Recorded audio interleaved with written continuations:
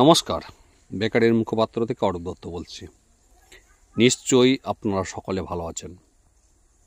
যারা চ্যানেলটি নতুন দেখছেন তাদেরকে বলবো চ্যানেলটি সাবস্ক্রাইব করে সঙ্গে থাকুন। যারা বারবার দেখছেন অথচ সাবস্ক্রাইব করছেন না তাদেরকে বলবো দয়া করে সাবস্ক্রাইব করুন এবং বেশি করে লাইক, শেয়ার এবং কমেন্ট করুন, যাতে করে নিত্য নতুন আপডেট আপনার কাছে পৌঁছে যায়। যে আপডেটটি নিয়ে আপনাদের কাছে আসতে চলেছি সেটা হলো প্রাইমারি বিষয়ক আপডেট।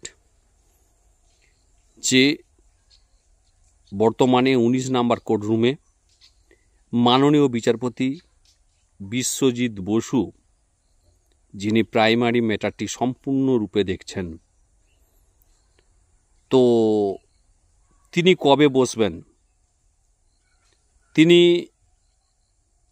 কবে থেকে মামলাগুলি শুনবেন এবং পিটিশনারদের জব আদৌ কি হবে বা হতে চলেছে, কবে বঞ্চিত যোগ্য পিটিশনারদের জব হবে, এটুকু জানতে হলে আপনাকে সম্পূর্ণরূপে ভিডিওটি দেখতে হবে। মাননীয় বিচারপতি বিশ্বজিৎ বসু মহাশয় অলরেডি আজকে যা খবর তিনি চলে এসেছেন শুক্রবারেই। শনিবার এবং রবিবার দুদিনের ছুটি নিয়ে, এমনি ছুটি আছে কোর্ট। সোমবার থেকে যতদূর খবর বিশেষ সূত্র মারফত জানা যাচ্ছে যে তিনি সোমবার 19 নম্বর কোর্টরুমে হাইকোর্টে যেরকম মামলা শোনেন সেই নির্ধারিত সময় থেকে তিনি মামলাগুলি শুনতে শুরু করবেন। প্রায় 3 থেকে 5 ধরনের মামলা রয়েছে। 250 থেকে 300 মামলা তিনি ডিসেম্বর মাসেই শুনে একটা জাজমেন্ট দিয়ে দিতে পারেন এবং মাননীয় বিচারপতি বিশ্বজিৎ বসু মহাশয়ের বেঞ্চেই পিটিশনারদের জব হওয়ার সম্ভাবনা রয়েছে প্রবল। যারা 7 বছর, 8 বছর, 10 বছর, 12 বছর ধরে কোর্টে ঘুরছেন, তাদের একটা কোথাও না কোথাও পরিস্থিতি তৈরি হয়েছে 2014 টেটকে কেন্দ্র করে, 2017 টেটকে কেন্দ্র করে এবং 2022 টেটকে কেন্দ্র করে। বিশেষ করে 2014 টেটে যারা কাট অফ বেশি পেয়েছেন, অর্থাৎ কাট অফ মামলা, যারা ইন সার্ভিসদের থেকে বেশি নম্বর পেয়েছেন অথচ ডাক পাননি, তাদের জব পাওয়ার সম্ভাবনা প্রবলভাবে তৈরি হয়েছে। এবং 2017 প্রশ্ন ভুল মামলা,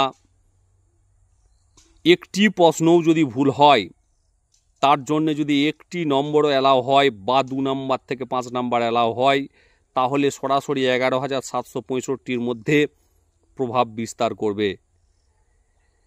এবং 42,949 প্যানেলে যদি রিজার্ভেশন পলিসির কে কেন্দ্র করে প্রশ্ন ওঠে, তাহলে কিন্তু পুনরায় 42,949 রিপ্যানেল হতে পারে এবং অনেক যোগ্য বঞ্চিত পিটিশনার এখানে সুযোগ পেলেও পেতে পারে। এরপর হলো 2022 সালের যে প্রশ্নমূল মামলা, যেটি সুপ্রিম কোর্টে দুবার খারিজ হয়েছে, কমিটি গঠন হয়েছে, সেই কমিটিকে পিটিশনাররা মানতে চায়নি। তাদের আপত্তি মূলত কলকাতা ইউনিভার্সিটির এক্সপার্টকে নিয়ে। তো এখন যেহেতু রিপোর্ট দেয়নি, তাই কি রিপোর্ট আসে সেটা দেখার অপেক্ষায়। তাই 2022 সালের প্রশ্নভুল মামলায় যদি 23টির পরিবর্তে যদি 10 থেকে 12টিও নম্বর বাড়ে বা অ্যাড হয়, তাহলে কিন্তু বহু নতুন করে টেট পাস টেন্ট ছেলের সংখ্যা বাড়বে। সেটা 2022 হতে পারে, সেটা 2017 হতে পারে। ফলে যে 2023 সালের যে নতুন করে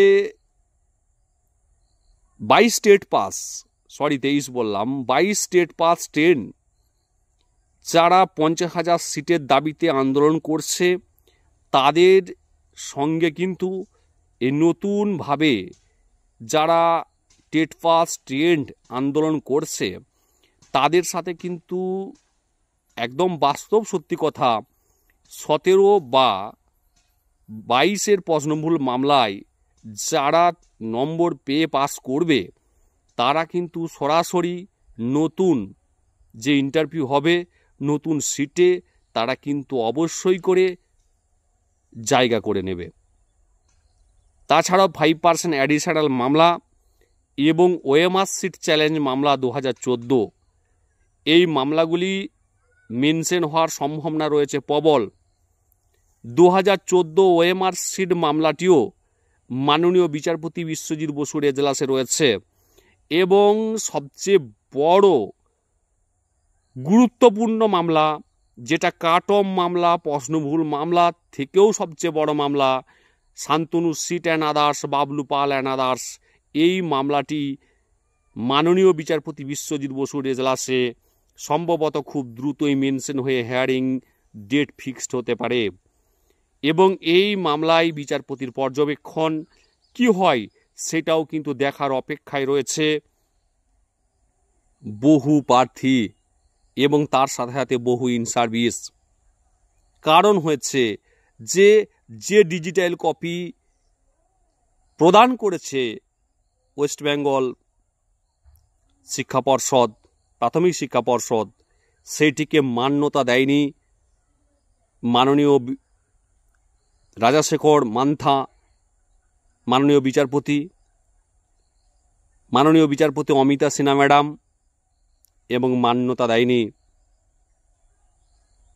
মাননীয় বিচারপতি হরিশ ট্যান্ডনের ডিভিশন বেঞ্চ, এবং এর মেনটেনেবিলিটি নিয়ে প্রশ্ন খারিজ করে দিয়েছে মাননীয় বিচারপতি হরিশ ট্যান্ডনের ডিভিশন বেঞ্চ, এবং সিবিআই ইনভেস্টিগেশনের অর্ডার তিনি সেটাকে দিয়ে রেখেছেন। সিবিআই কি রিপোর্ট দেয় এবং ওএমআর সিট মামলার পরিপ্রেক্ষিতে কি জাজমেন্ট আসে এবং মাননীয় বিচারপতি বিশ্বজিৎ বসু কি পর্যবেক্ষণ রাখে সবার সামনে, এইটাও কিন্তু ডিসেম্বর মাসের শেষের দিকে একটা ফাইসাল্লা হওয়ার সম্ভাবনা প্রবলভাবে দেখা দিয়েছে। এইটুকু ছিল বন্ধু আপডেট যদি ভালো লাগে তাহলে নিশ্চিত করে চ্যানেলটি সাবস্ক্রাইব করবেন। তাহলে সামনের সোমবার থেকে মহা ধামাকা প্রাইমারির হতে চলেছে কাট অফ মামলা, 17 এবং 22-এর প্রশ্নভুল মামলা, 5% অ্যাডিশনাল মামলা এবং সবচেয়ে ভয়ঙ্কর মামলা 2014-এর ওএমআর সিট চ্যালেঞ্জ মামলা, Shantanu Sit and others, Bablu Pal and others. ভালো থাকবেন এবং সুন্দর থাকবেন।